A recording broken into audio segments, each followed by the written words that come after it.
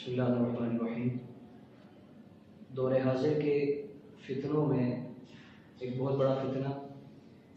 فیصل آباد کا صوفی مسعود احمد عرف لاسانی سرکار،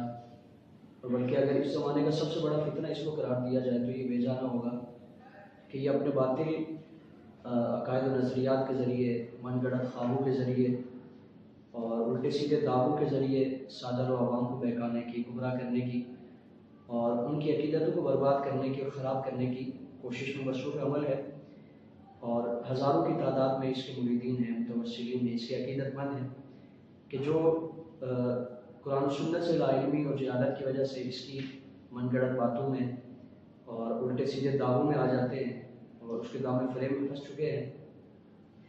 آئے روز اس کے عجیب و غریب دعوے اس کی تحریروں کے ذریعے، اس کی تقاریر کے ذریعے، اس کی کتابوں کے ذریعے ہمارے سامنے آتے رہتے ہیں، جس سے جاننا بالخصوص اس کے مریدین و متوسلین کو اور بالعموم ہر شخص کے لیے لازمی ہے کہ اس کے مضمون اور باطل عقائد و نظریات کو جانے اور اس سے ہر طرح کا تعلق وہ توڑ لے اور کسی بھی طریقے سے اس سے کوئی سلسلہ اور کوئی نسبت اپنی قائم نہ کرے۔ اس کی کتابیں کئی منظر عام پہ آ چکی ہیں، اور وارث فقر نام کی ایک بڑی اس کی مشہور کتاب ہے۔ اس میں انتہا درجے کی جہالتیں، حماقتیں اور قرآن و سنت سے بالکل یکسر طور پر منفی اور برعکس اس کے عقائد و نظریات جو موجود ہیں، الٹے سیدھے دعوے کرتا ہے جو عقائد اسلامیہ کے بالکل یکسر طور پر خلاف ہے۔ مثلا اللہ رب العالمین کے لیے معاذ اللہ جسم مجسم صورت میں، مجسم شکل میں اللہ رب العالمین کو دیکھنے کا یہ دعویٰ کرتا ہے۔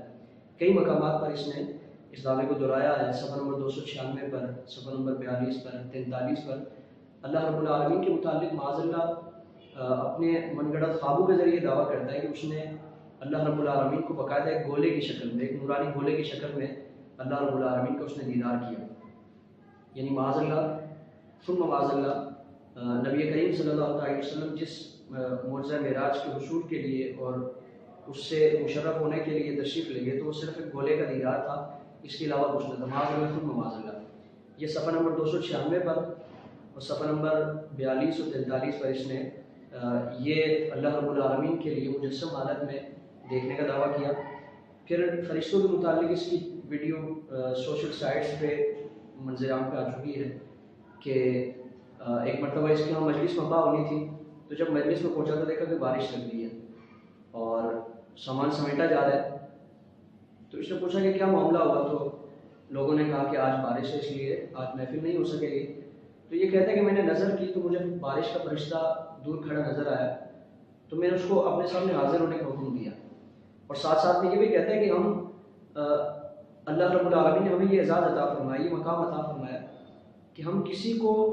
جو فرشتے ہیں، جو اللہ کی بڑی مخلوق ہے، تو ان کے سامنے عرض نہیں کرتے، التجا نہیں کرتے، بلکہ ان کو آرڈر جاری کرتے، فرمان جاری کرتے، اور ان کی مجال نہیں ہے کہ ہمارے سامنے چوں چرا کر سکے، ہمارے فرمان سے روگردانی اختیار کر سکے، یہ ان کی مجال نہیں ہے۔ تو کہتا ہے کہ میں نے بارش کے فرشتے کو اپنے سامنے حاضر کیا اور کہا کہ ابھی بارش اس کو روک دے، اس کا برسنا بند کر دے، ورنہ وہ سامنے جبریل امین ہے تو میں ان کے ذریعے تیرے کان کھینچواؤں گا۔ معاذ اللہ، یعنی فرشتے کو سزا دینے کی بات اور فرشتے کی کھلم کھلا حقارت، توہین اور اہانت جو کہ صریح کفر ہے، اور جبریل امین کے بارے میں، میکائیل، حضرت میکائیل علیہ السلام کے بارے میں، ان دونوں فرشتوں کے متعلق یہ کہتا ہے کہ اللہ رب العالمین نے مجھے بادشاہ بنایا اور ان دونوں کو میرا نائب، میرا خلیفہ، میرا وزیر بنایا، یعنی فرشتوں کو اللہ رب العالمین نے اس کا وزیر بنایا ہے، اس کے ماتحت اللہ رب العالمین نے ایسے فرشتوں کو مقرر فرمایا۔ تو یہ صریح ان حضرات ملائکہ کی توہین ہے، اہانت ہے، ان کی حقارت ہے اور ان کی بے ادبی و گستاخی ہے جو صریح کفر ہے۔ اس کے علاوہ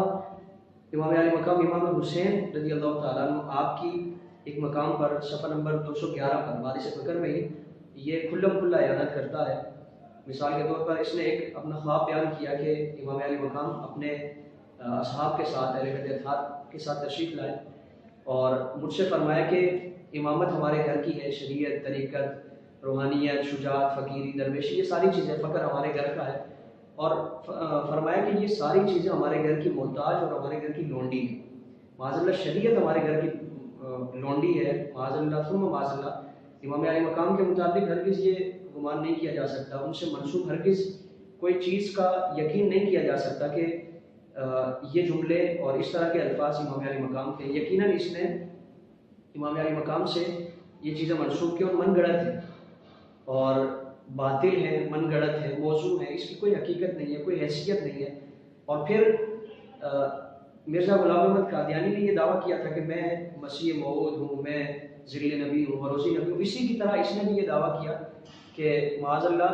इमाम अली मकाम का आपने जब ये फरमाया तो आपका रूहानी और नूरानी जिस्म मेरे जिस्म में दाखिल हो गया, यानी इमाम अली मकाम का जिस्म इसके जिस्म में, इसके नापाक जिस्म में माज़अल्लाह सुम्मा माज़अल्लाह उसने हुलूल का अकीदा के इमाम अली मकाम का जिस्म मेरे जिस्म में दाखिल हो गया, मेरे जिस्म में चला गया। इसके अलावा बेशुमार इसकी जहालतें हैं, इसकी हिमाकतें और कुरान और सुन्नत से नाइल्मी और कुरान और सुन्नत से यकसर तौर पर मनफी और बरअक्स इसके अकायद नज़रिया, और जहाँ इस तरह के इसके उल्टे सीधे दावे हैं और उल्टे सीधे इस तरह के ऐलानात हैं। इसी के साथ साथ इसकी जहनी और फ़िक्री जो पसमानदगी है और जहनी और फ़िक्री जो इसकी पस्ती है, जो जवाल है, जो इन्हितात है, उसका भी हमें सबूत इसकी किताबों से मिलता है कि ये शख्स पीर बनने के लायक नहीं, ये शख्स मुर्शिद बनने के लायक नहीं, इसकी अपनी तरबियत नहीं हुई, ये किसी काबिल खुद नहीं है तो और किसी लायक ये खुद नहीं है तो किसी दूसरे को क्या काबिल बनाएगा, किसी दूसरे की क्या रहनुमाई करेगा। वारिस फ़क्र में ही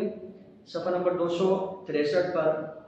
अपने लंगर के हवाले से माज़अल्लाह सुम्मा माज़अल्लाह अल्लाह रब्बुल आलमीन से ये मंसूब करता है कि मेरे यहाँ सब्जियों और मुख्तलिफ इस तरह के लंगर पकाए जाते थे, तो दाल का लंगर पकता था तो मुझे उसमें मज़ा ना आता था, तो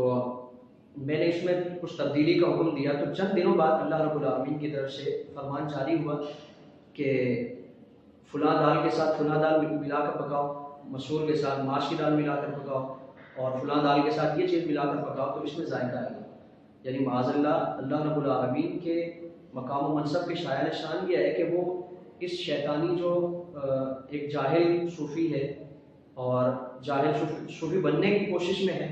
और उसका दावेदार है, तो क्या माज़अल्लाह अल्लाह रब्बुल आलमीन उसके किचन और उसके लंगर खाने के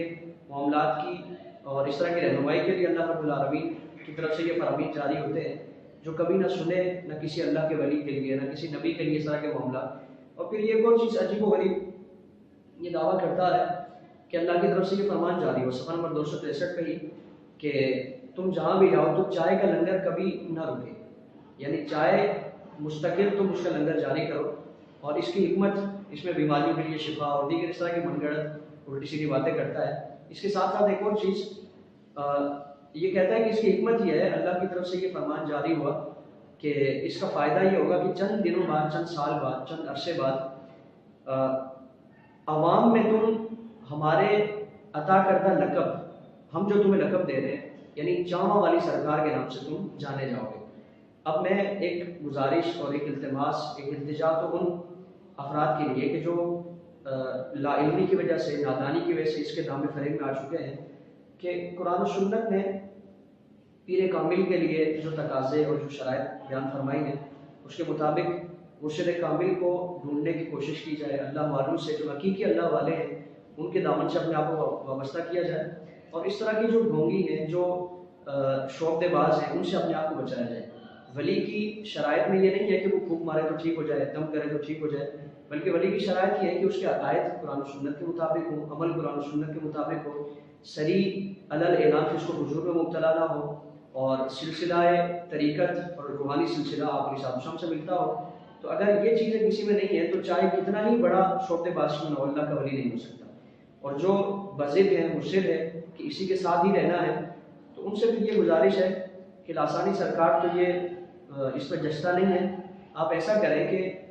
बकौल इसके कि अल्लाह रब्बुल आलमीन ने जो इसे